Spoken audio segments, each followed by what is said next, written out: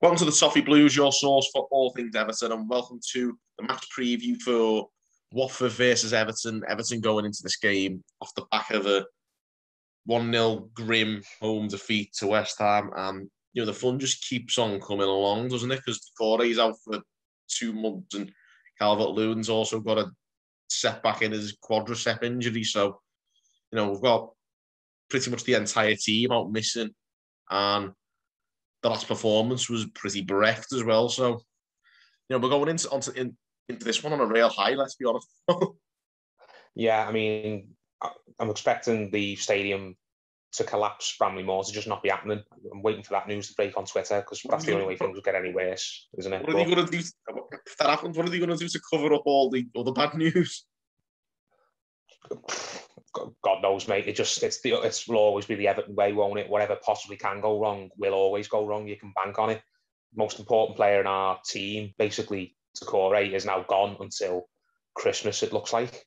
Be lucky if we get him back before then. And striker Calvert-Lewin, who we've been missing for weeks and weeks and weeks and weeks, been missing him badly. We're not even half the side without him, and he's basically nowhere near fit either. And you wouldn't bet against another player getting an injury, another important player in the next game or two, and then they'll be out for a while. So it just feels like all that goodness, all that feel-good factor that Benitez managed to build up in the early few weeks of the season, where fans were, I don't think we're getting overexcited, but we're getting very, very optimistic and positive about what the future's possibly going to look like. It just seems like that's all out the window now, just off a few not even bad results, because that was results against West Ham. We've actually been on a little bit of a good run before then, haven't we? It just feels like in the space of a week and a half, all that positive feeling's just gone down the toilet.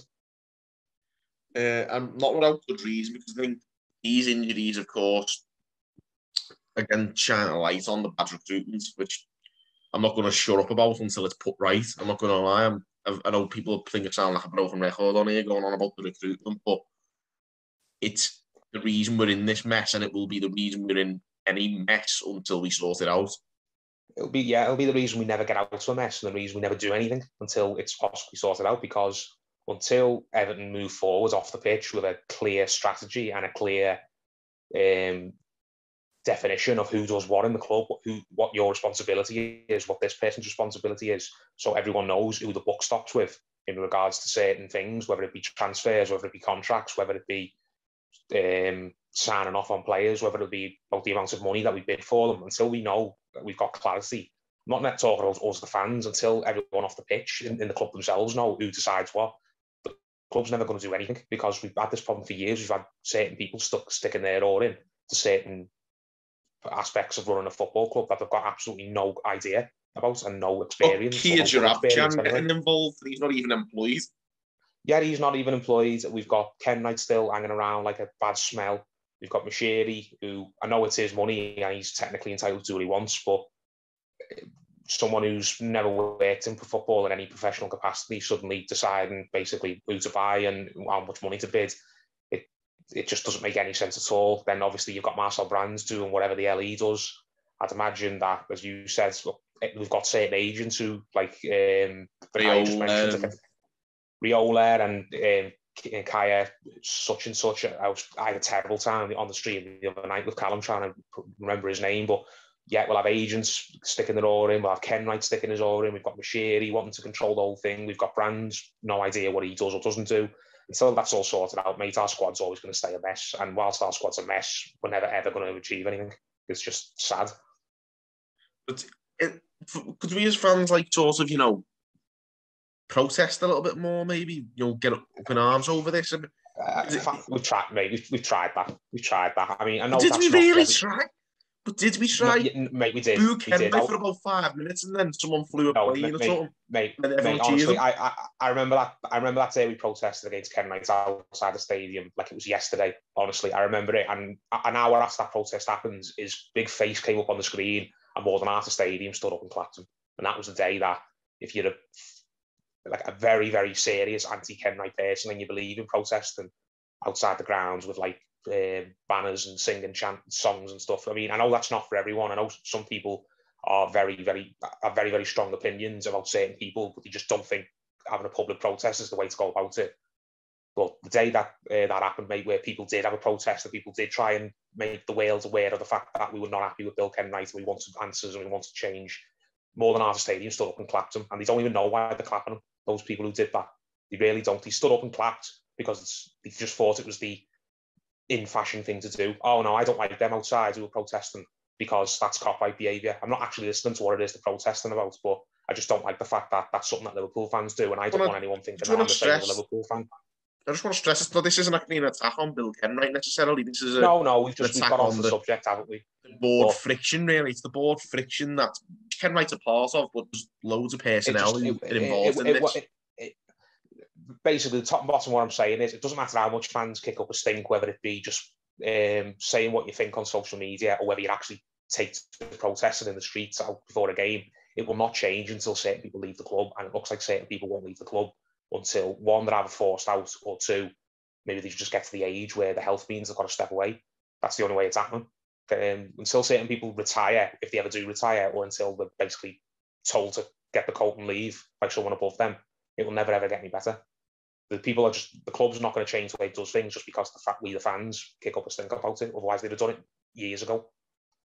Yeah, I guess so. But in terms of actually going into this game, like I say, we've gone on about how the mood's very low. We're going into the game against a team who are doing pretty badly. So it's an inevitable defeat, isn't it?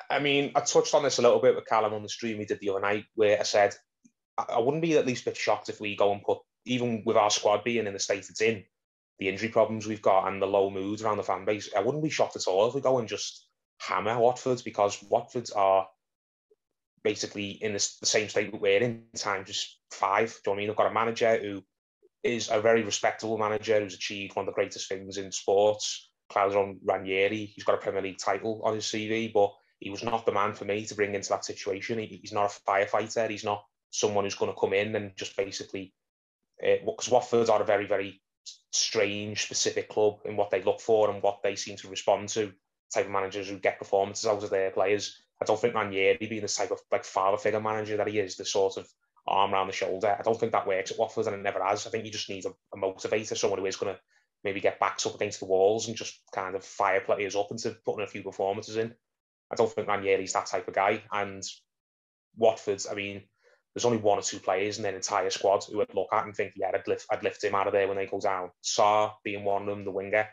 And I can't think of his name now. I think they've got a pretty tardy fullback. What's his name?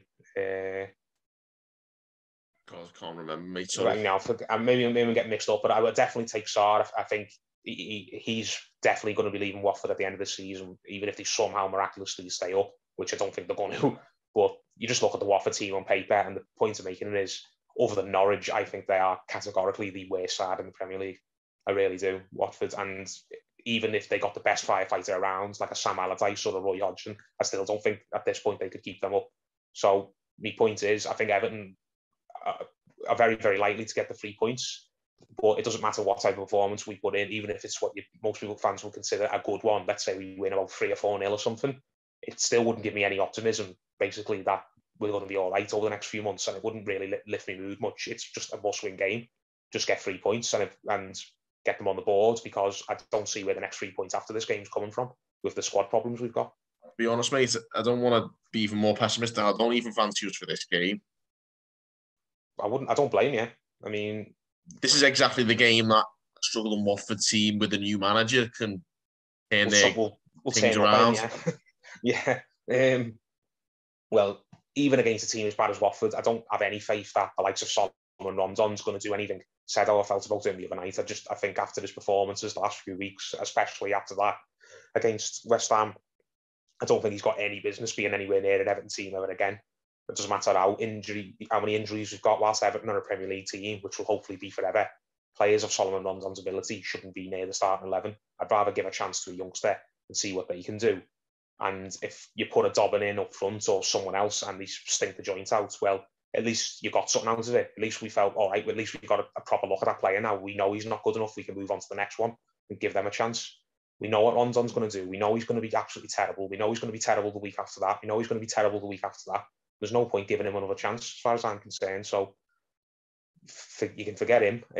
Alex Iwobi, I think he'll be incredibly lucky if he stays in the team, even with all the injuries again, because he stunk to high heaven against West Ham. I don't know how he got in the team over Anthony Gordon, and if you're Anthony Gordon and you don't start over Alex Iwobi against Watford at the weekend, I think you are well within your rights to bang Rafa Benitez's door down and say, what on earth have I got to do to get a chance under you?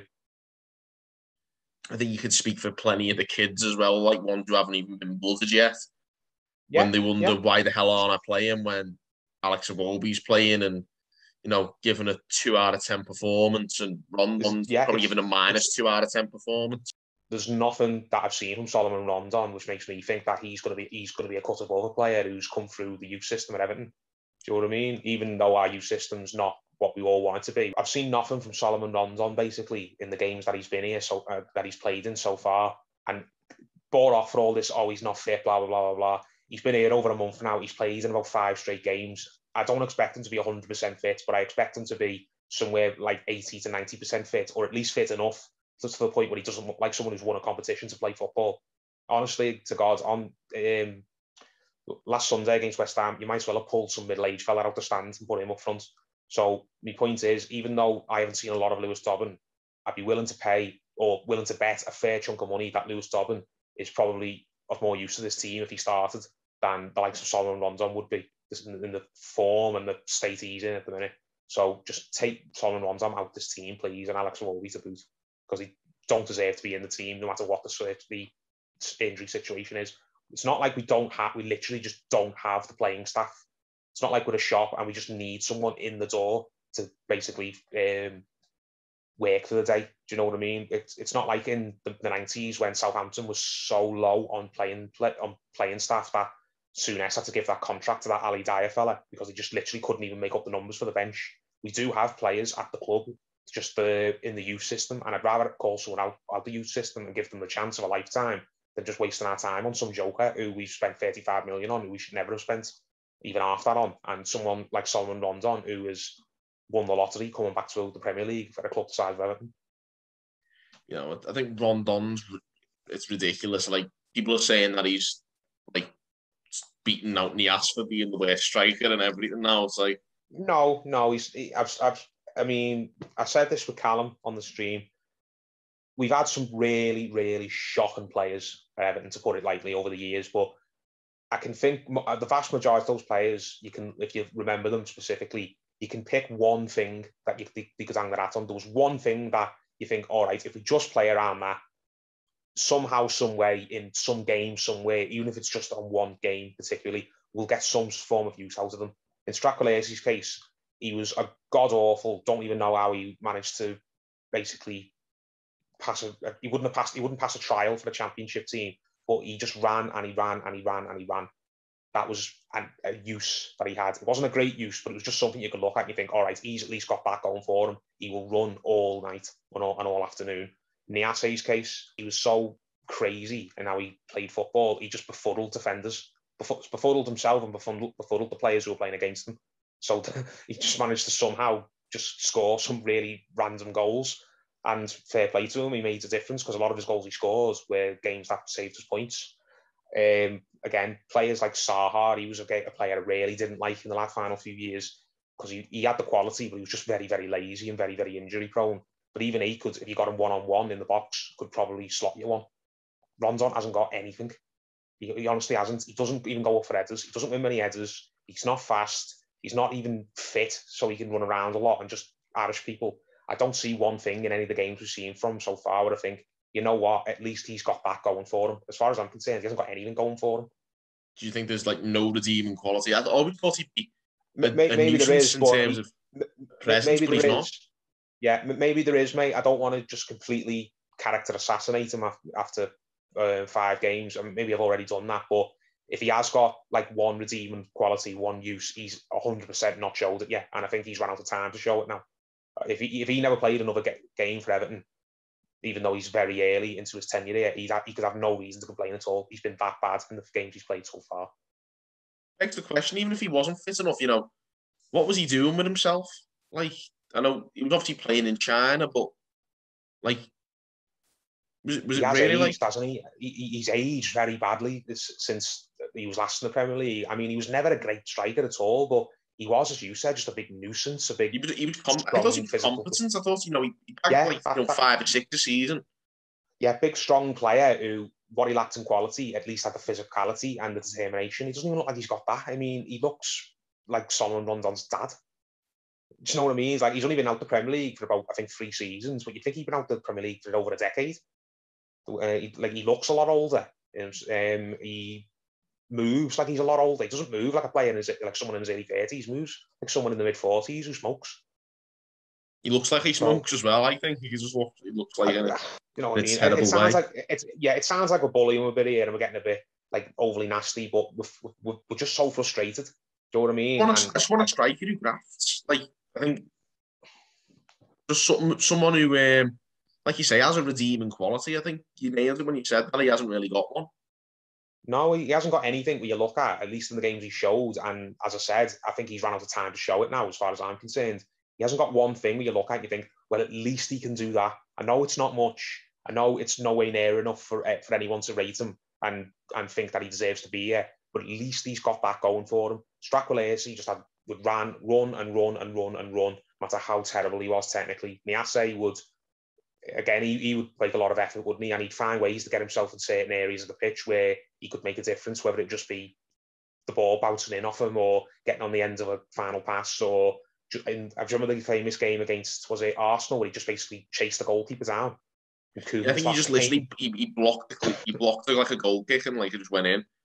Yeah, do you know what I mean? Like he was so crazy, Niasse, that basically he drove the defenders mad with just his randomness. And my personal favourite of his was the one actually, funnily enough, against our upcoming opponent in that 3-2 Watford game, where I think he fell over and it hit his face, didn't it? It fell over and it went in off his face while he was lying on the floor.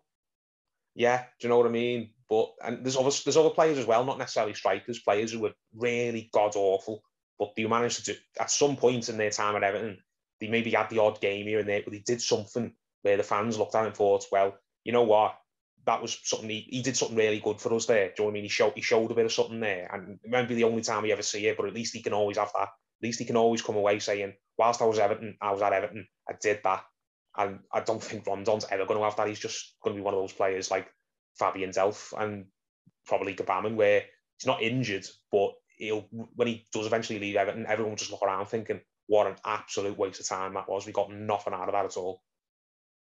Yeah, it's a shame. But obviously, we spoke about you maybe possibly replacing him with Dobbin or somebody like that. Anybody? Because I think anyone else deserves a chance over him.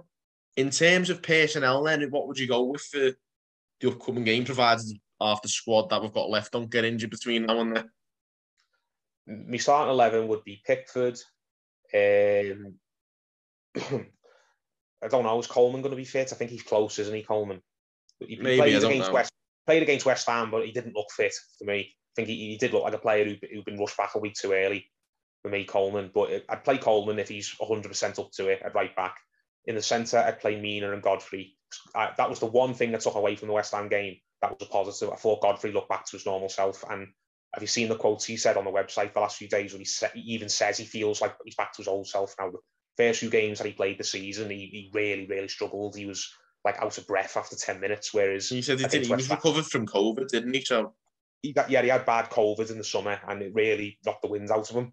And it took him a while to get back up to speed. But he said a couple of days ago that the West Ham game that we've just played was the first time this season where he's felt like the player he was last season. And that was evident to me in the game while I was there on Sunday. So that was the only thing to take away from it. At least Godfrey looked back to being the Ben Godfrey we know and love. So Mina and Godfrey as the centre-back partnership, because I think they are our best two centre-backs and our best partnership. Luca Dean at left-back. Centre midfield. This is the big one, is how do you fill Decore's role? Yeah, I said this the other night. Gabaman, according to Rafa Benitez himself, is fully fit now. Now, what fully fit means when you're John Villabé Gabaman is anyone's guess. But if Benitez says that he's fit to play and there's no problem, then I have absolutely no idea why he didn't bring him on, because the midfield was desperate for reinforcements against West Ham. But if Gabaman is as fit as Rafa Benitez has been saying he is, then I'd start Gabaman with Alan. Out wide, I'd put Anthony Gordon and Andros Townsend, and I would play Damari Gray up front and maybe a false nine supporting Lewis Tobin. Yeah, so basically so you've gone with basically what you said is like the sort of swapping in players for Iwobi and Rondon, and of course the Decore absentee as well. Yeah, I mean, where maybe let's say we get to half time and Dobbin just looks completely out of his depth, then okay, it's no harm done. We tried the lad, it didn't work. Then maybe we could change it round and maybe try a 4-3-3 and bring Tom Davies off the bench and put him as in the Allan role, or maybe push Allan a little bit further forwards it's a sort of de facto number 8, because he has done that a couple of times. Allan, I know he's more comfortable in being the sitter, but I've seen him play with Tom Davies last season, and when there were times where Tom Davies sat deep and Allan kind of ventured around a little bit more, and it did work the majority of the time.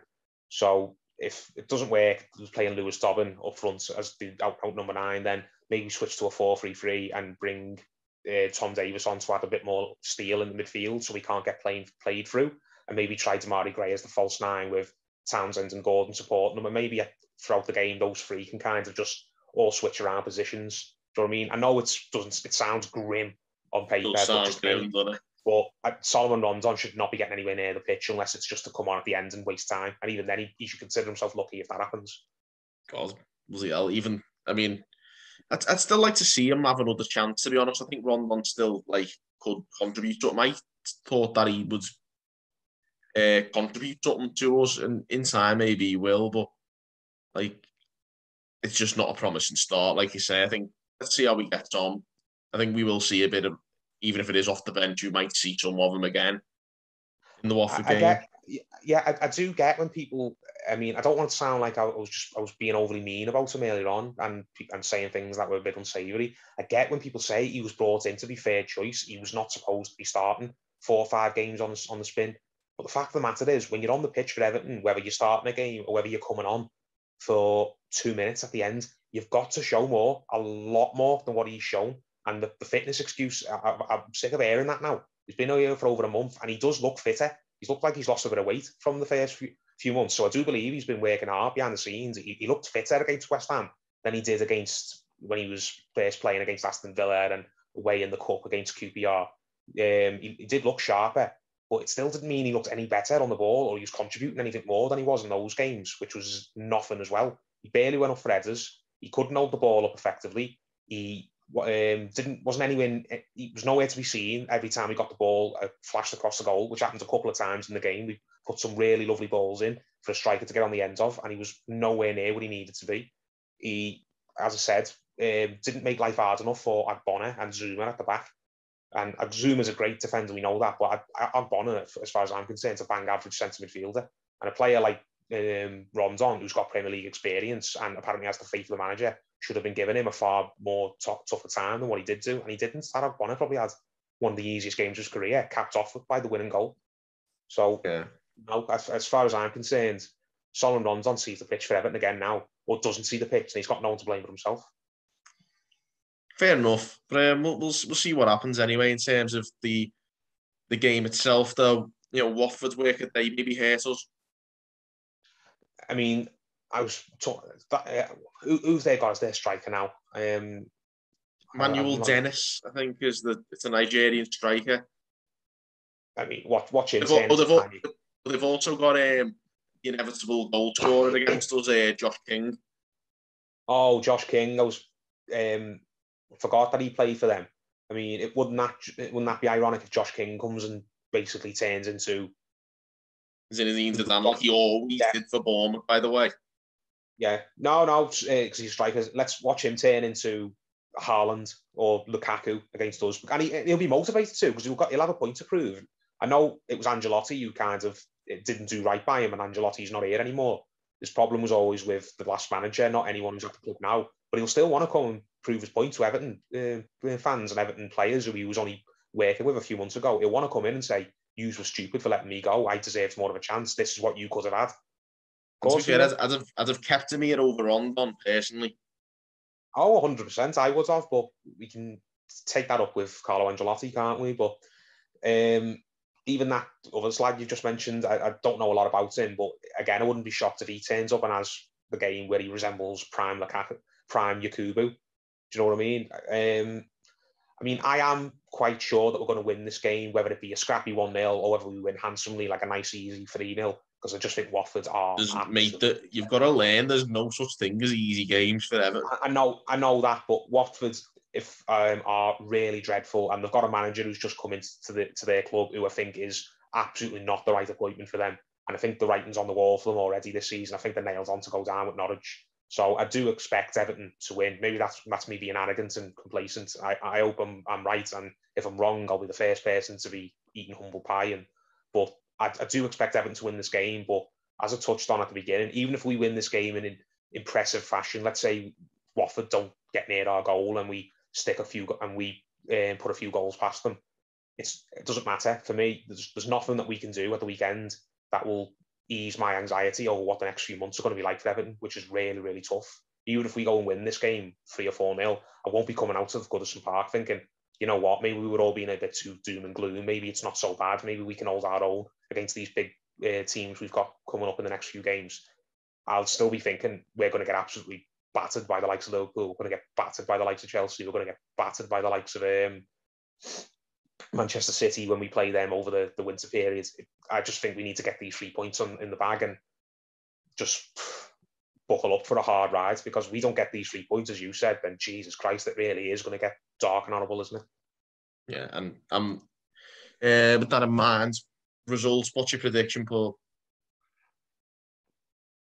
I'll go for a 2-0. I think it'll be a game where we do keep them at arm's length. I think we will have moments where we'll have to battle and maybe they'll come into it a little bit and fans will get a bit nervy. But I can see a game similar to the Norwich game where we are there to be hurt, but I just don't think they've got the quality to hurt us. That was the case against Norwich. We did not play good at that game at all. It was not impressive, but we were up against a team that just didn't have anything to hurt us and to take advantage of our weaknesses and our injury problems. And we ended up just coasting to a deserved 2-0, but not an I think it was 2-0, wasn't it? We ended up coasting to a win against Norwich that wasn't impressive, but we won all the same. And I just think the same will happen here. We'll win the game, but we won't be doing anything that should be making anyone think that we're going to be holding our own against better teams. So just get the 3 points and let's just get them on the board, and hopefully that will keep us in a healthy position in the table. And as we get some heavy tonkins over the next few months, which I expect, hopefully it will still keep us looking relatively healthy in terms of league position. We won't go spiraling down the table to like anywhere near the bottom of the relegation battle. So how many points are we on now? About 15, 16? Something like that, yeah. Yeah, 15, I know we've played 8 games. I think we've won 4, lost 2, drawn 2. Something like that, yeah. Sounds about right. I think we've lost 2, yeah, definitely. And I think we've won 4, and I think we've drawn 2. Yeah, we drew against United and we drew against Leeds, yeah. And we've lost against West Ham and we lost against Villa and we've won 4. So yeah, I think it's 14 points then. So this is the point in the season where this is the point in the campaign where the season really starts. Now, this is where the league table over the next few weeks is going to properly take shape. There'll be teams that are in the top half that are going to drop out the top half and probably won't come back. There'll be teams that are not in the top 4 that are going to probably go into the top 4 and stay there for a while. There'll be teams that drop into the bottom 4 or 5 that won't get out the bottom 4 or 5 all season. We are something like 8th or 9th, aren't we?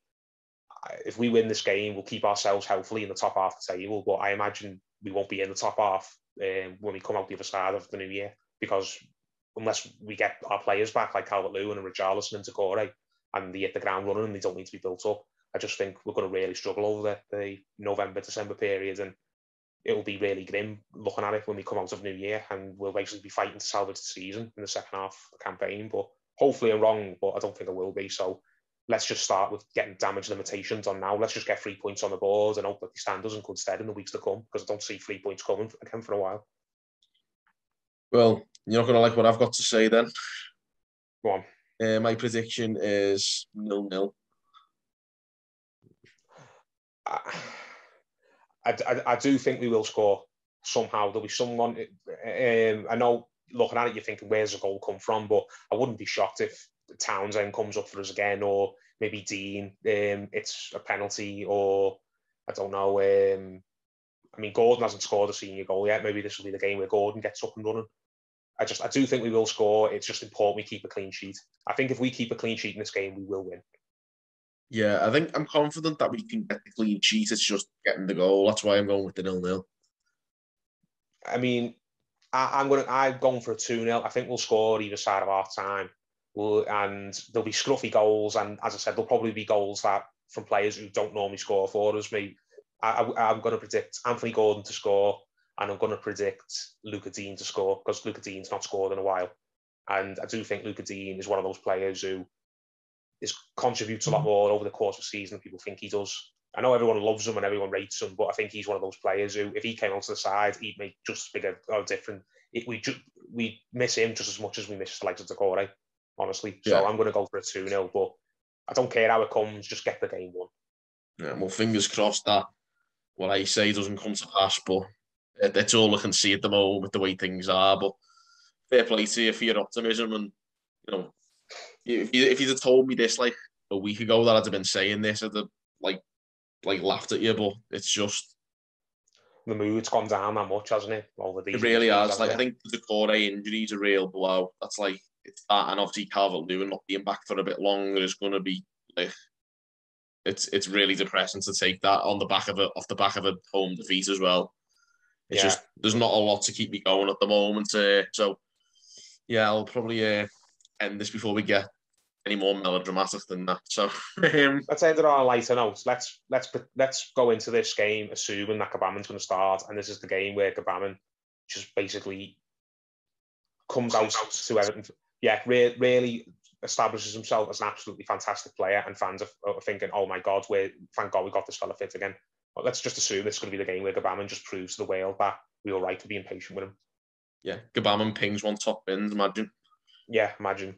Let's just cling to that hope. Yeah, that Gbamin is basically just going to come and smash it.